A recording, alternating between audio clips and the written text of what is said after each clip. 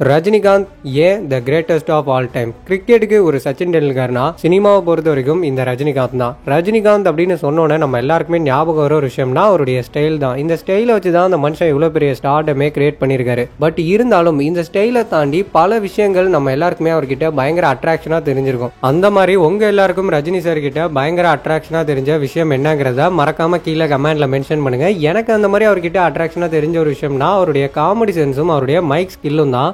ஏன்னா இன்னைக்கு ஒரு 75 வயசு ஆளு ஸ்டேஜ் ஏறி மைக் எடுத்து பேசும்போது அவரோட ஏஜ் கேட்டகரி பீப்புள்ஸ்ல இருந்து இன்னைக்கு இருக்கிற 2K பசங்க வரைக்கும் அவர் பேசுறது அவ்வளவு இன்ட்ரெஸ்டிங்கா கவனிக்க வைக்கிறாருன்னா அது சாதாரண விஷயமே இல்லை.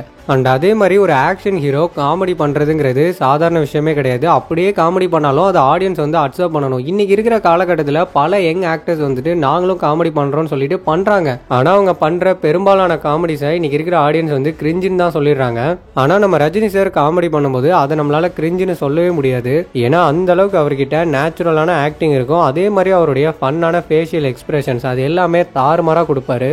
இந்த ரெண்டு விஷயங்களுமே எனக்கு பர்சனலா ரஜினி சார் கிட்ட ரொம்ப பிடிக்கும். சரி, இப்ப ரஜினிகாந்த் ஏன் the greatest of all time அப்படின்னு கேட்டா கண்டிப்பா அவர் தான் the greatest of all time. அதுக்கான ரீசன் என்னன்னா, எங்கேயோ பெங்களூர்ல பஸ் கண்டக்டரா ஒர்க் பண்ணிட்டு ஒரு பெரிய சினிமா நடிகன் ஆகணும்ன்ற கனவோட சென்னைக்குள்ள என்டர் ஆகுறாரு. என்ட்ரான அவரு வாய்ப்புக்காக பல சினிமா கம்பெனிகள்ல ஏறி இறங்குறாரு. ஸோ நிறைய இடங்கள்ல அவமானங்கள் மட்டும்தான் கிடைக்குது. ஒரு கட்டத்துல சினிமால நடிக்கிறதுக்கான வாய்ப்புகள் கிடைக்குது. எல்லாமே சின்ன கதாபாத்திரங்கள் மட்டும்தான். கிடைக்கிற எல்லா சின்ன ரோல்ஸையுமே ஒன்னு விடாம பண்ண ஆரம்பிக்கிறாரு. ஒரு கட்டத்துல அவருக்கு வில்லனா நடிக்கிறதுக்கான வாய்ப்பு வருது. சோ அந்த வாய்ப்பை பயன்படுத்தி மக்கள் மனசுல இடம் பிடிக்கிறாரு. அந்த ஒரு காரணத்தினால ஹீரோவா நடிக்கிறதுக்கான வாய்ப்பும் வருது. அதன் மூலியமா தமிழ் சினிமாவோட இல்ல இந்திய சினிமாவோட முதல் கருப்பு நாயகனா நடிக்க ஸ்டார்ட் பண்றாரு. ஆனா அவர் ஹீரோவா உள்ள வரும்போது ஆல்ரெடியே நிறைய பெரிய நடிகர்கள் வளர்ச்சியின் உச்சத்துல கொடி கட்டி பறந்துட்டு இருந்தாங்க. தன்னுடைய அசுர வளர்ச்சி மூலியமா அவங்க எல்லாரையுமே ஓரம் கட்டிட்டு ஒரு மிகப்பெரிய ஸ்டாரா இல்ல சூப்பர் ஸ்டாரா இன்னைக்கு 40 வருஷத்துக்கு மேல ஆகியும் அந்த ஒரு பொசிஷனை ஹோல்ட் பண்ணி வச்சிருக்காருன்னா அது சாதாரண விஷயமே இல்லை. அதனால தான் சொல்கிறேன் Rajinikanth the greatest of all டைம்னு. ரீசெண்டாக கலாநிதி மாறன் சார் கூட ஜெயிலர் ஆடியோ லான்ச்சில் சொல்லியிருப்பாரு, Rajinikanth is not a record breaker, is a record மேக்கர்னு. கரெக்டு தான்.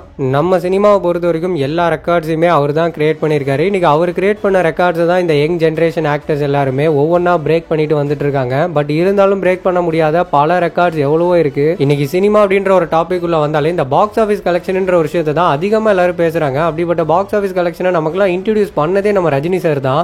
ஃபர்ஸ்ட் 50 கோடியில் ஆரம்பிச்சு நம்ம இண்டஸ்ட்ரியோட ஹையஸ்ட் கலெக்ஷனாக இருக்கக்கூடிய 800 கோடி வரைக்கும் எல்லாமே நம்ம சூப்பர் ஸ்டார் கொடுத்தது தான். நான் வீடியோட ஆரம்பத்தில் ஒரு விஷயம் சொல்லியிருந்தேன், கிரிக்கெட்டுக்கு ஒரு சச்சின் டெண்டுல்கர்னா இந்த சினிமாவுக்கு ஒரு ரஜினிகாந்த்னு. அதை ஏன் நான் அப்படி மென்ஷன் பண்ணனா, கிரிக்கெட்டை பொறுத்த வரைக்கும் நம்ம சச்சின் சார் வச்ச ரெக்கார்ட்ஸை தான் இன்னைக்கு இருக்கிற எல்லா யங் கிரிக்கெட்டர்ஸுமே பிரேக் பண்ணிட்டு வராங்க. அதே மாதிரி தான் சினிமாவில் ரஜினி சார் கிரியேட் பண்ண ரெக்கார்ட்ஸை தான் இன்னைக்கு இருக்கிற ஆக்டர்ஸ் எல்லாருமே பிரேக் பண்ணிட்டு வந்துட்டு இருக்காங்க. என்னதான் இவங்களுடைய ரெக்கார்ட்ஸை மற்ற எல்லாரும் பிரேக் பண்ணாலும் அந்த ரெக்கார்டை பிரேக் பண்ணுறவங்கள உயர்த்தியோ இல்லை இவங்கள தாழ்த்தியோ நம்மளால உடனே சொல்லிட முடியாது. அப்படி ஒருவேளை இப்போ கிரிக்கெட்டில் வந்துட்டு சச்சினுடைய ரெக்கார்டை விராட் கோலி பிரேக் பண்ணுறாருன்னு வைங்களேன், அவரை உயர்த்தி ஒரு மீம் போடும்போது அந்த மீமுடைய கமெண்ட்ல கண்டிப்பாக இந்த மாதிரியான கமெண்ட்ஸை நம்மளால பார்க்க முடியும். என்னன்னா, சச்சின் ஆடின கிரிக்கெட்டோட ஃபார்மெட்டே வேற. அப்பெல்லாம் பவுண்டரி லைன் வந்து ரொம்ப பெருசு. அதே நேரத்தில் அப்போ இருந்த பவுலர்ஸ் எல்லாருமே பயங்கரமான பவுலர்ஸ். அண்ட் அப்போ வந்து ரிவ்யூமே கிடையாது. அதனால தயவு செஞ்சு சச்சினோட யாரையுமே கம்பேர் பண்ணாதீங்கன்னு சொல்லுவாங்க. அதே மாதிரி தான் ரஜினி சாரும். ஸோ அவருடைய காலகட்டத்தில் இந்த மாதிரியான சோசியல் மீடியா கிடையாது. அதே மாதிரி இன்னைக்கு நம்ம எல்லாருமே பார்த்து ரசிக்கிற இந்த பேன் இண்டியா ஃபார்மெட்டுன்ற ஒரு சினிமாவும் கிடையாது. ஸோ அப்படி இருக்கிறப்போ அந்த மனுஷன் எல்லாருக்குமே தெரிஞ்சிருக்காருன்னா அதுதான் பெரிய விஷயம். அப்போ நம்ம அவரை பாராட்டி தான் ஆகணும். ஏன்னா இன்னையோட அவருக்கு 75 வயசாயிடுச்சு. அவருடைய ஏஜ் கேட்டகரியில் உள்ள பல நடிகர்கள் இப்போ ஹீரோவா நடிக்கிறது இல்லை. அப்படியே ஹீரோவா நடிச்சா கூட அவங்களுடைய படங்கள் பெருசா வசூல் பண்றதே கிடையாது.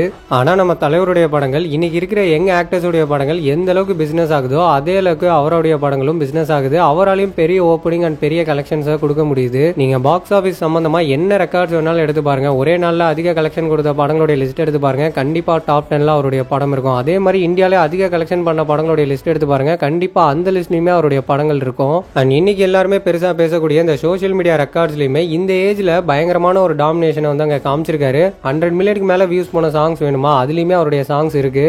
அதே மாதிரி நம்ம இந்தியன் சினிமால இன்னைக்கு எத்தனை டீசர் வேணாலும் வரலாம். எல்லா டீசருக்கும் ஒரு ஓஜி டீசர்னா கண்டிப்பா அது கபாலி டீசர் தான். அந்த டீசர் கிரியேட் பண்ண ஹைப்பை இன்னைக்கு வரைக்கும் எந்த டீசருமே கிரியேட் பண்ணல. அதை நீங்க எல்லாருமே அக்செப்ட் பண்ணுவீங்க நான் நம்புறேன். ஸோ நம்ம இந்தியன் சினிமாவில் எந்த ஒரு லிஸ்ட் எடுத்தாலுமே கண்டிப்பாக அந்த லிஸ்ட்டில் நம்ம தலைவருடைய பேர் இருந்துகிட்டே இருக்கும். அதாவது ஒரு சேயிங் ஒன்று சொல்லுவாங்க, I am not in peak, I am the பீக்னு. அந்த சேயிங் வந்து எனக்கு தெரிஞ்சு கண்டிப்பாக நம்ம தலைவருக்கு மட்டும்தான் சூட் ஆகும்னு நினைக்கிறேன்.